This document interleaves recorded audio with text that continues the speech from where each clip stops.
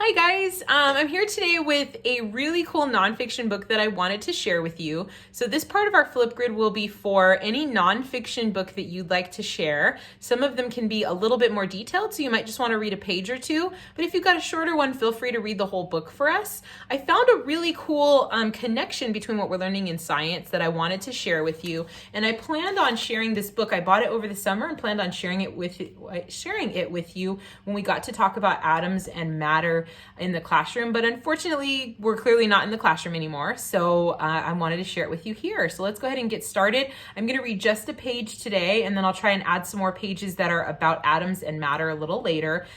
So let's go ahead and open it up.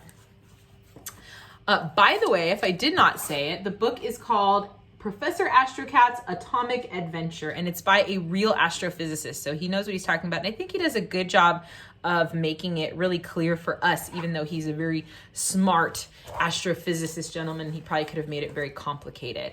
So here is the first page that I'm going to be reading from. You can see there's a mouse here, and he's got a knife and some cheese. And then there is a gentleman. This is actually supposed to be Democritus. So if you've already done all of the matter lessons, you've heard about Democritus already. And I'm going to be kind of going over some of the same things we talked about in our matter videos. And here is Astrocat, and he's the main character of this nonfiction book. Okay, so what is everything made of? The simplest question you can ask about the world is, what is everything made out of? Well, trees are made out of wood, windows are made out of glass, and nuts and bolts are made out of metal. But what are those materials made of? Imagine cutting a block of cheese in half to make two smaller blocks of cheese. Then picking out the halves and cutting them in half again to make even smaller pieces. Oh, that sounds familiar. It sounds like the aluminum foil example that we gave in our All About Matter video, right? Okay. If you keep cutting a little bit of the cheese over and over again, it will keep getting smaller and smaller. That makes sense. Do you think that you could keep going on forever?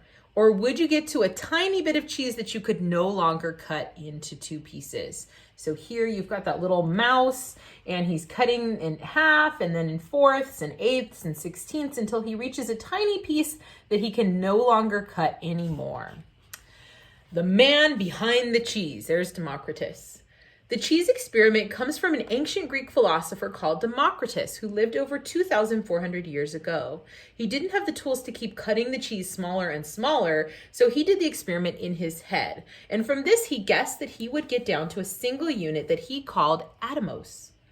Atomos means indivisible, something that cannot be divided or separated further. And that is where the word atom comes from.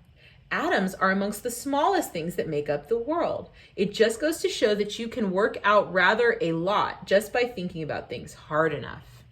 And so then the little Astro Mouse says, "Hey, Democritus, cut me a piece of that cheese, would ya?"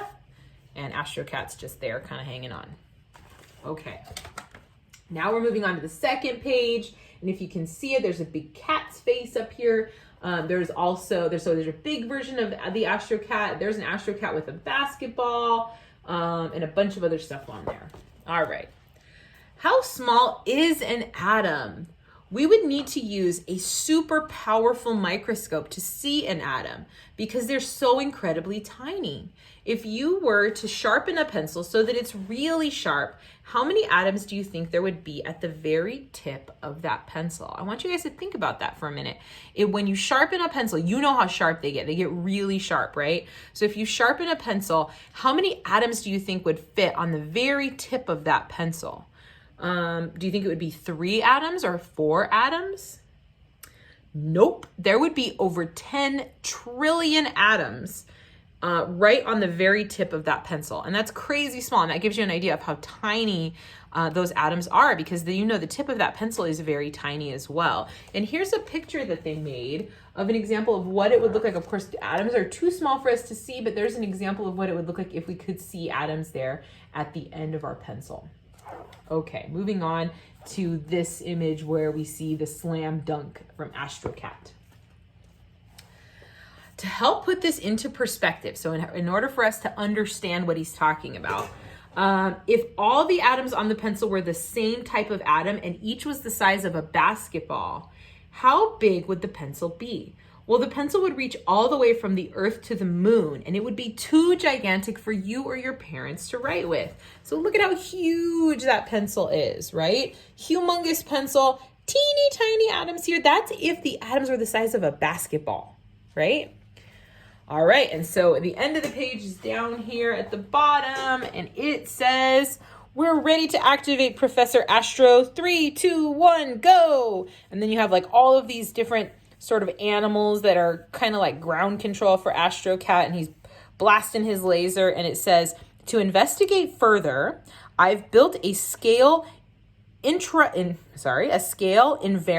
bubble transponder so that Astromouse and I can show you what an atom looks like up close. Psst.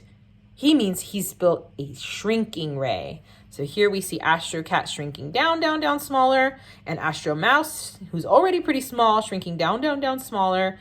All right, and so that is the end of that page. I hope you enjoyed reading about Astrocat today. Next time I'll read you the next page looking really closely at what atoms look like up close, all right?